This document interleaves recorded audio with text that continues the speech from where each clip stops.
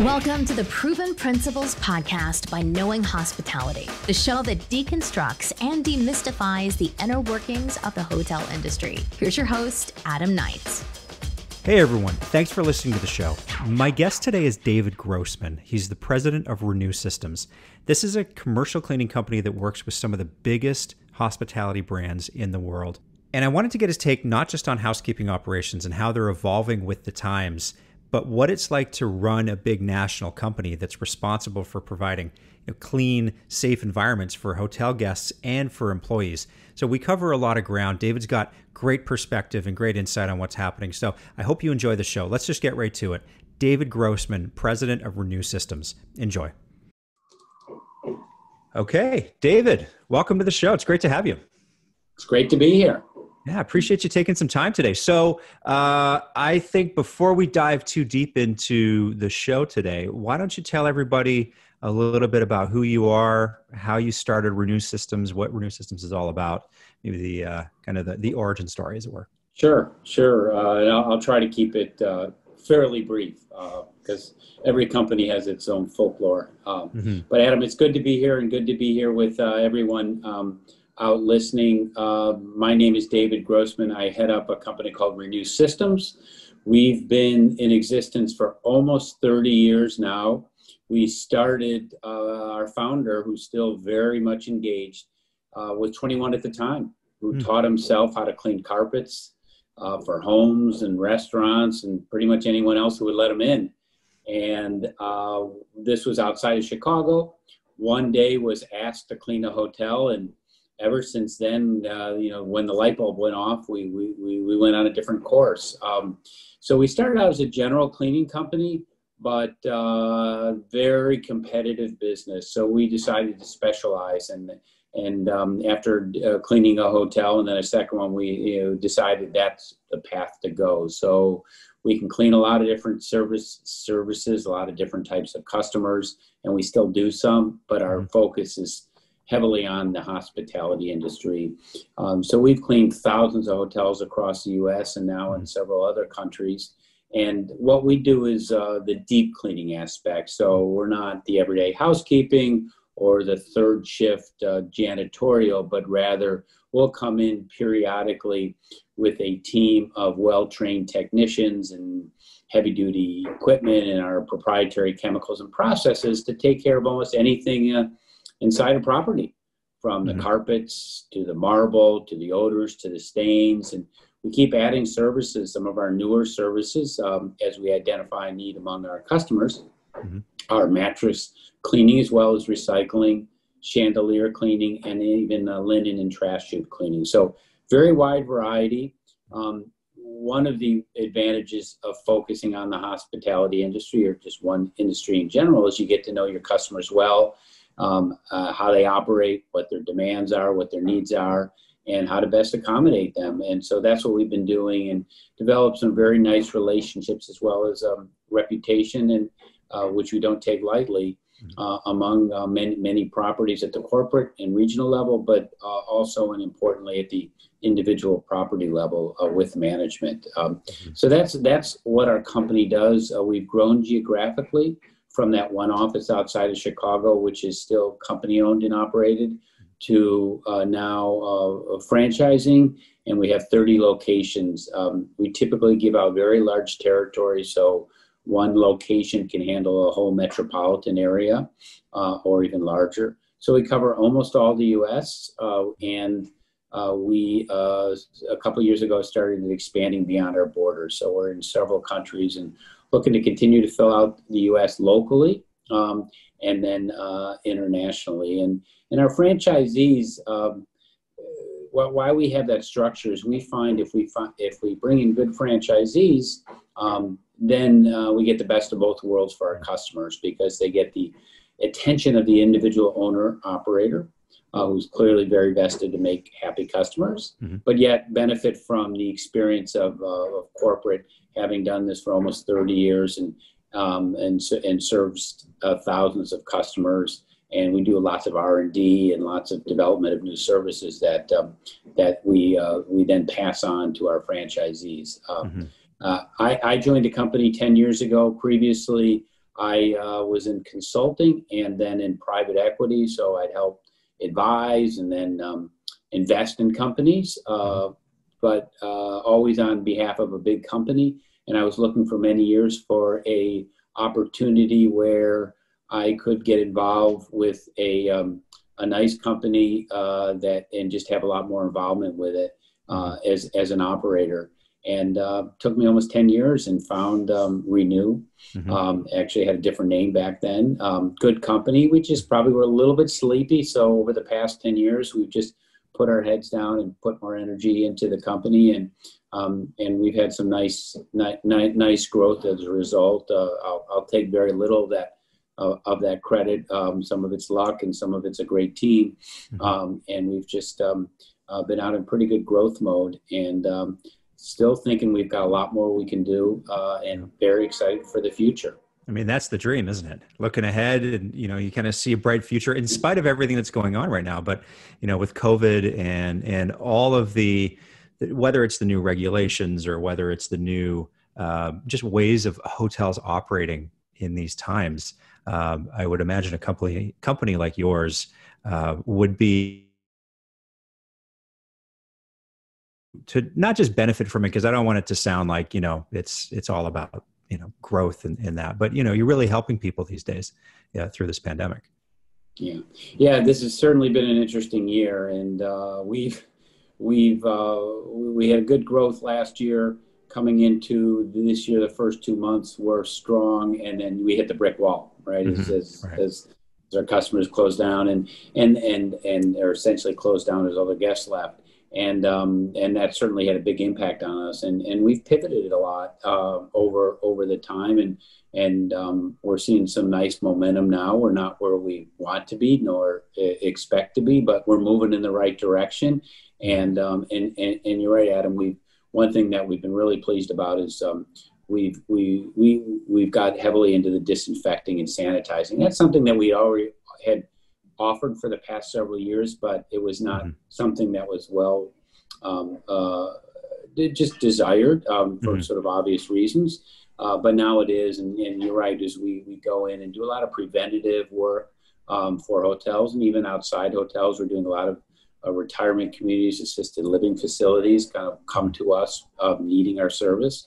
And then we also do some positive cases when there's a hit, and we've got our technicians well trained how to do that, and well comfortable going into those situations. And we go in as quickly as we can. We're well protected and try to clean it out. But what we really try to pitch, to your point about helping the customers, is yes, we'll be there if you have a positive situation, but we really want to try to get ahead of the curve and do more on the preventative side, which is never going to be 100%, but view it like a vaccine. It'll minimize the likelihood of getting a positive case, and if you have one, it'll probably be less rampant as a result. So that's what we've done, and just adding to the craziness of this year and just the tragedies of the year. The storms right now going on real time down in the Gulf.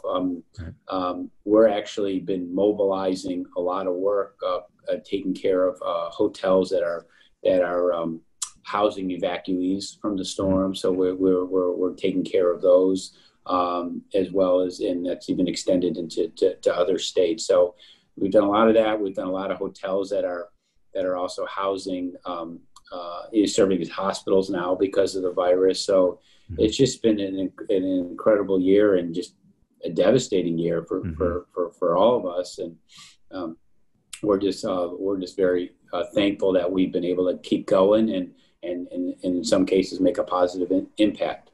Yeah.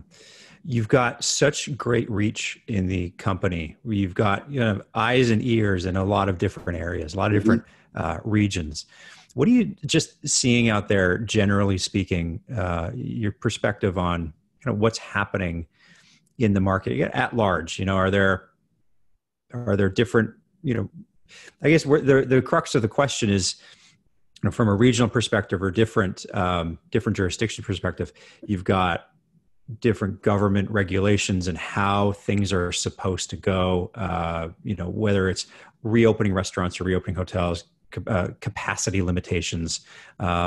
Some governments are more strict than others. Some companies are maybe more strict than others. You've got brand standards. There's a lot of things at play. Sure. So what are you kind of seeing under that big umbrella? Yeah, it's kind of a patchwork. Since you're right, you've got brands and different owners having their different requirements, their preferences, and then you're right, geography plays a big impact, and right now it's just so reactive. I mean, we're just 6 months into this, at least in the States, a little longer outside the States. So there's really still, I think properties are starting to catch their breath a little bit, but it's still very reactive there, and haven't been able to sit back too much and kind of look at kind of at a global level what are the best practices. So we'll work with our properties, whether they have a formal plan or not a formal plan. We can try to help them devise a formal plan, and we're trying to be very flexible, say with budgeting, because we know that's an issue. So we try to be very flexible with about payment cycles, extending those out, things like that. But yeah, there is a wide variety. I mean, some parts of, just focusing on the U.S., are clearly coming back stronger than others, and even within certain markets, certain types of hotels, and the big. I'm not saying anything that followers of the industry don't know, but certainly the large cities, particularly that are heavily dependent based on group travel and meetings, having a lot more challenging time. So we're trying to go where we're needed, and then work to their brand standards. And again, in some cases, we'll come in and give advice on that, and whether it's using our disinfecting processes or not. We're trying to be very flexible with our customers. But I would say, kind of as a general view, that again, the catching the breath is probably a good way of looking at it. Starting to get looking a little bit further in the future, but it's so hard to predict what the next turn is going to be. I mean, you just don't know. The way I look at it is that we don't even know what tomorrow's going to be, but tomorrow compared to today, I just know we're going to be one day closer to the end of this. I mean, I like that way of looking at it, trying to stay optimistic and not get pulled down into the negativity that's so easy to happen right now. But the catching your breath is a really good, I mean, that painted a really good picture for me. I mean, I can remember being back in hotels on the front lines, and you kind of go through a crazy period, and you're not really out of the busy time, or maybe you're back to back with big groups or whatever the situation is. You have the second to kind of catch your breath. Hopefully you can do a bit of we would call them after action reports, but you sort of dissect what you went through, how you can at least, like, what did you learn didn't work? And then maybe change your perspective going forward for, the next busy period. It kind of feels like that's where we are right now. After Labor Day, everyone's just sort of taking stock and figuring out what the rest of the year looks like. Yeah, I think that's right. Especially, I think the realization is we're going to be in this situation, not for a few more days or a few more weeks, but it's going to extend beyond that, and just trying to navigate that environment and get used to it, and doing so with such a limited staff, which presents its own challenges. Of course, it's sad that there's so many people that have lost their jobs. Or are working in a much lesser capacity. It's horrible for so many people. And those that are fortunate to have their jobs, many cases are just, working a lot harder and just trying to keep things going. So we're trying to work in that environment as well. Yeah. Housekeeping and public area cleanliness is one of those departments and job functions in a hotel that, in my opinion, is the hardest working division in a property. In good times, you've got housekeepers that are covering a lot of rooms and doing a lot of the number of cleanliness duties in a room over the years just seems to have slowly ramped, kicked off. obviously this situation has changed housekeeping operations probably fundamentally forever, but we may not have a lot of clarity on what that change is yet, because everyone's just kind of scrambling and trying to wipe everything down and have at least an operation where nothing is missed. And hopefully people come to work, the ones that are working.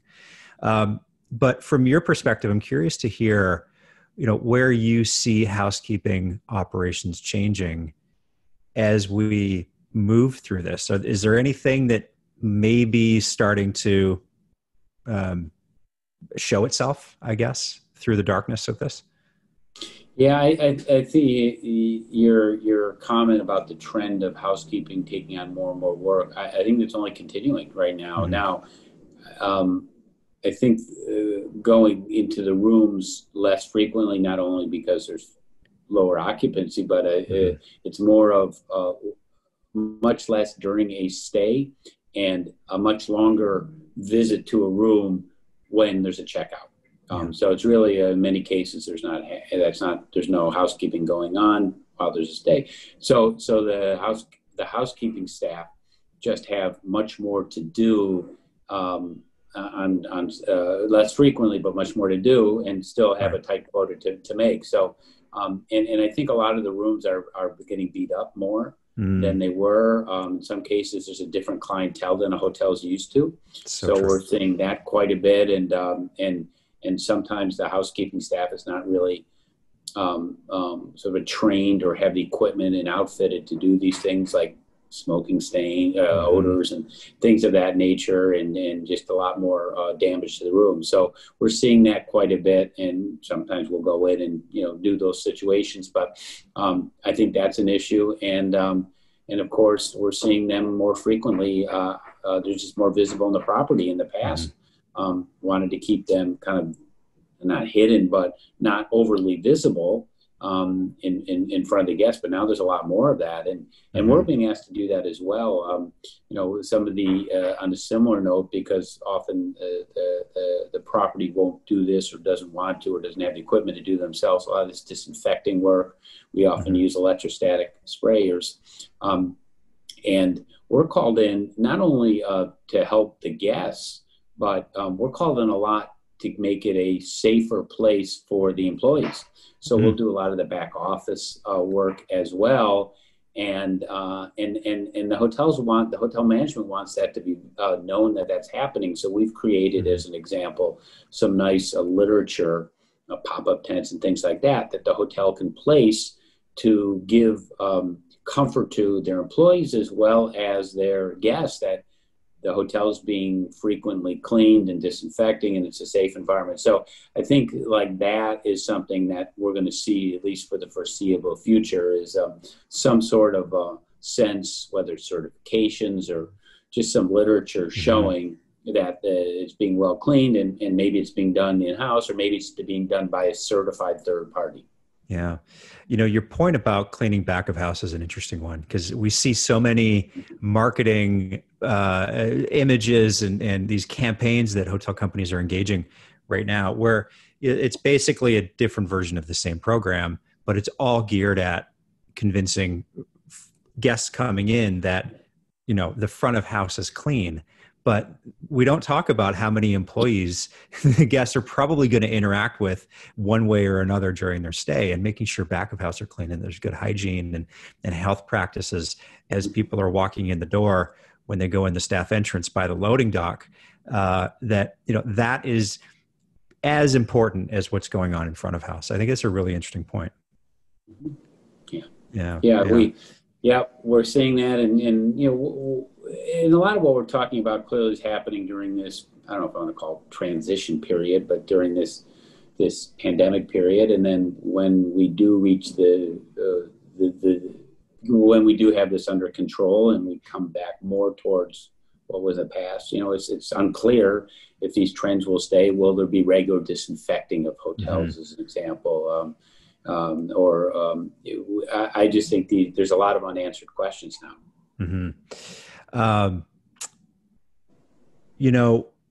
We've got the issue, and you alluded to it earlier, hotels running on smaller teams. And, that is probably going to be the MO until guests start to return and rates increase a little bit and cash flow gets a little bit better.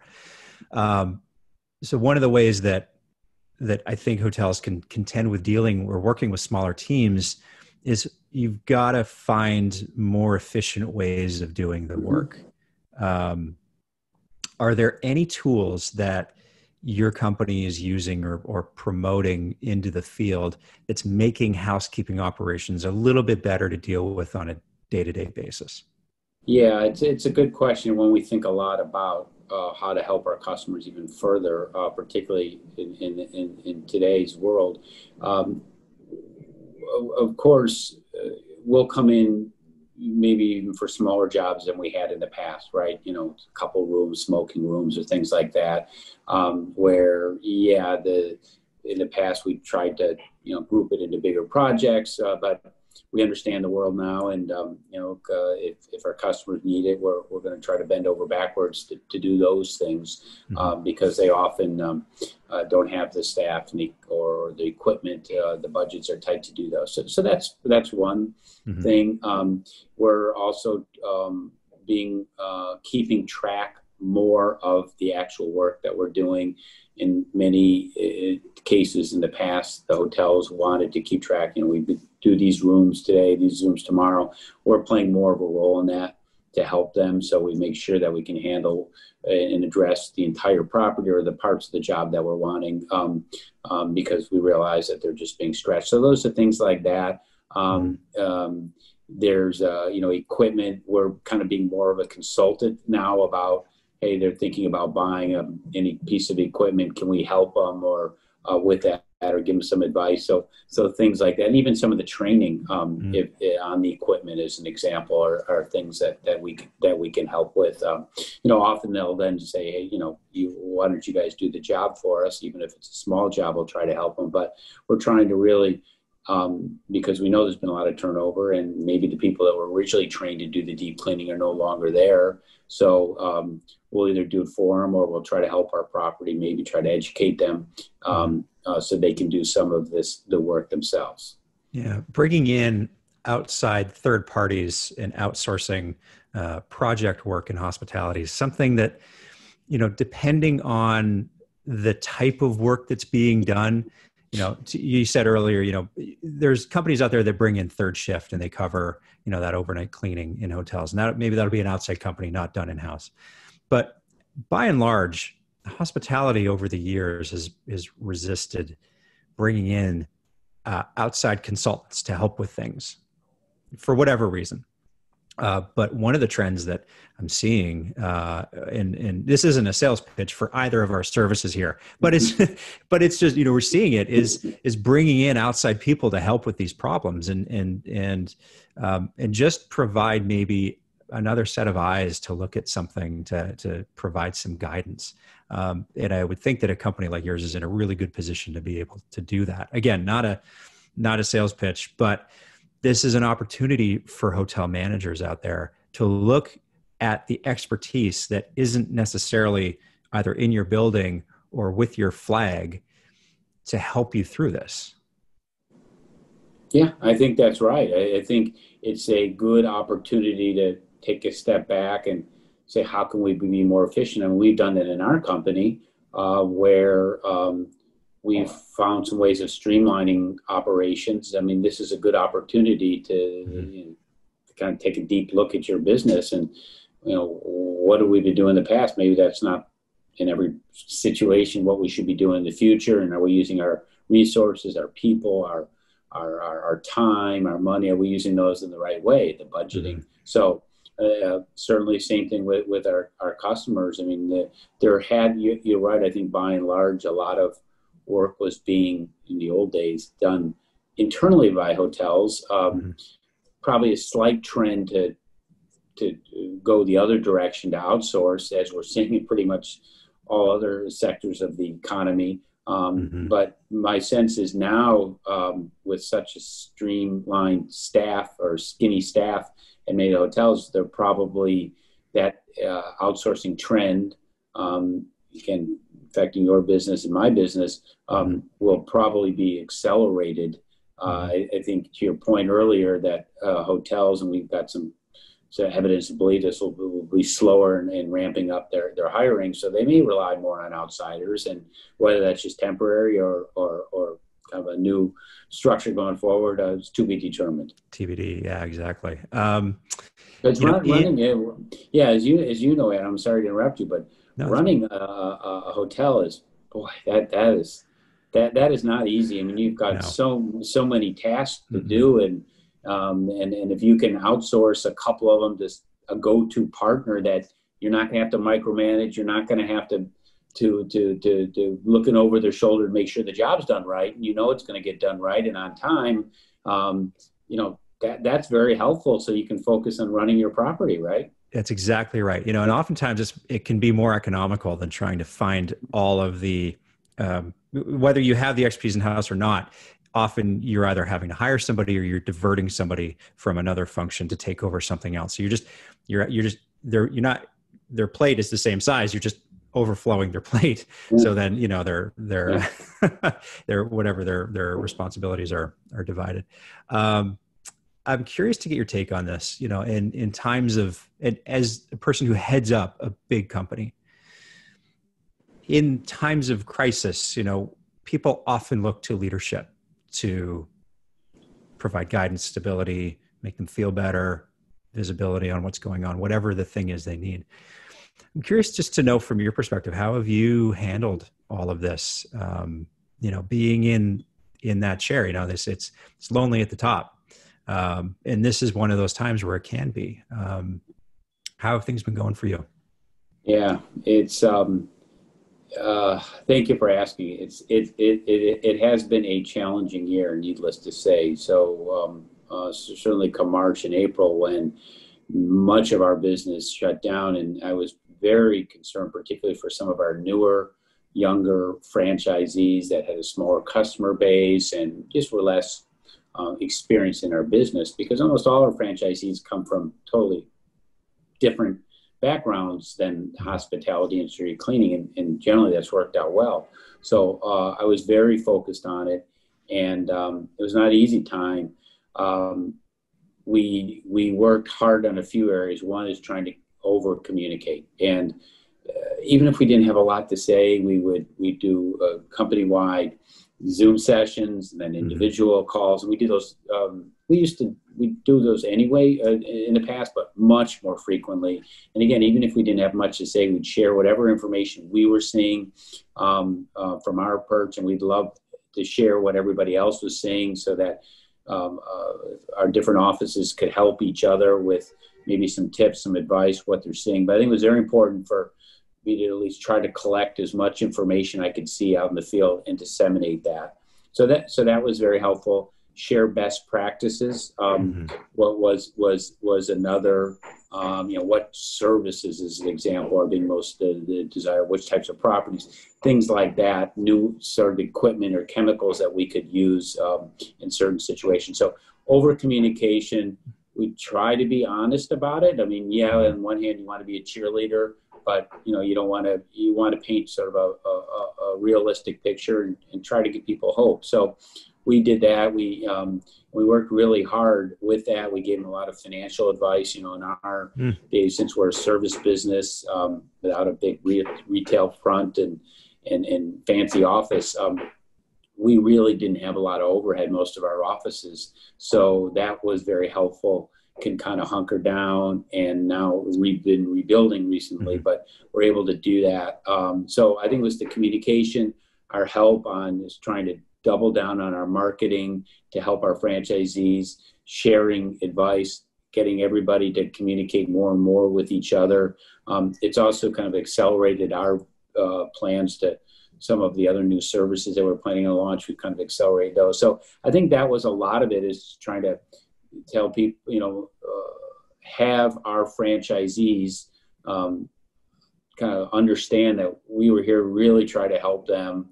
Not saying we could, clearly make the pandemic go away, but there are limits. But at least we were there. We were fighting for them, fighting alongside them, feeling the same thing, because I have a company-owned location as well, so I was feeling it every day as well. And I think that those are some of the things that helped.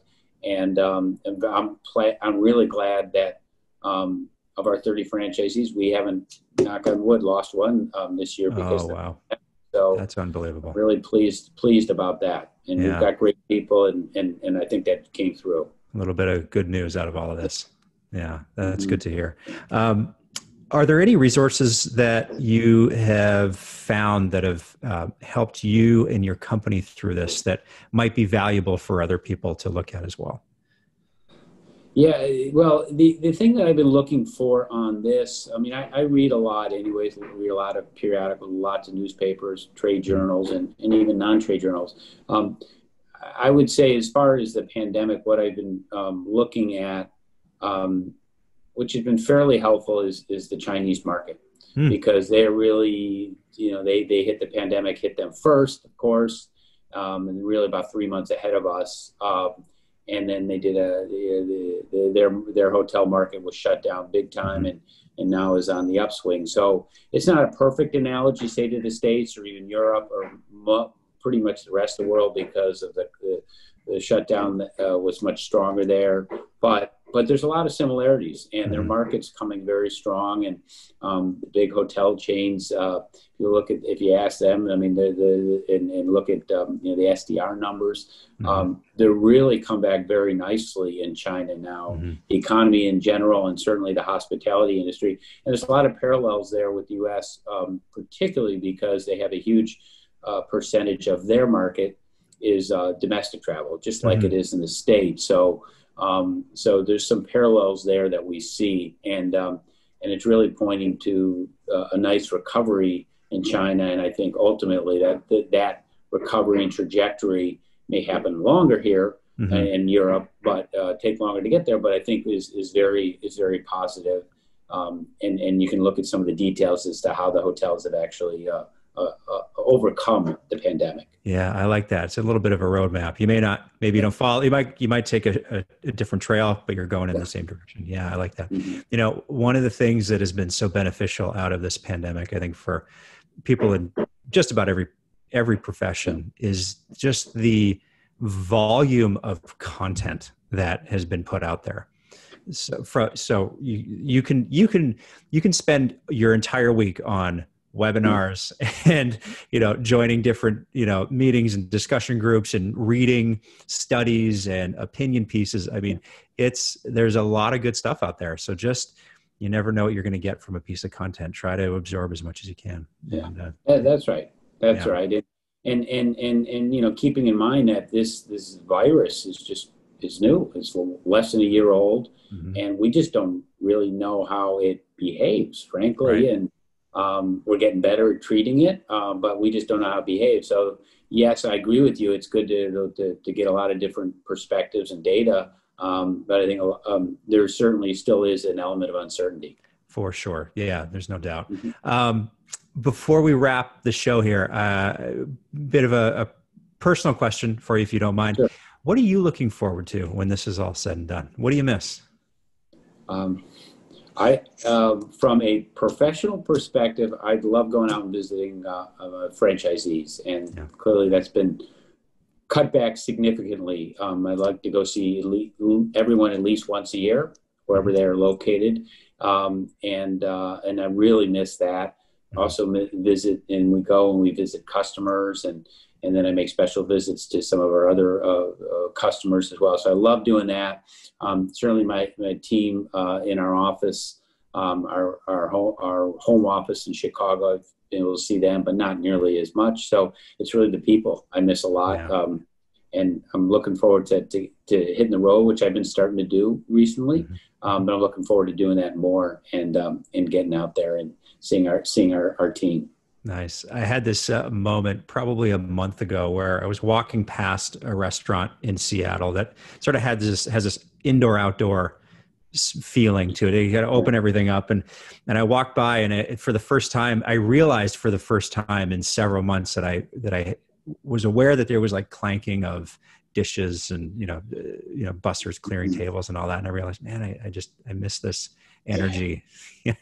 You don't realize it till you hear it, and you're like, oh yeah, I haven't heard that for a while. But we'll get through this. There's no doubt about it. Yeah. David, if people want to learn more about you or Renue Systems, where should they go? Great place is our website. So it's Okay. renuesystems.com. Renew is spelled R-E-N-U-E. So renuesystems.com. Renew is in like renew your venue. So renuesystems.com is a great place to get information. You can find our contact information.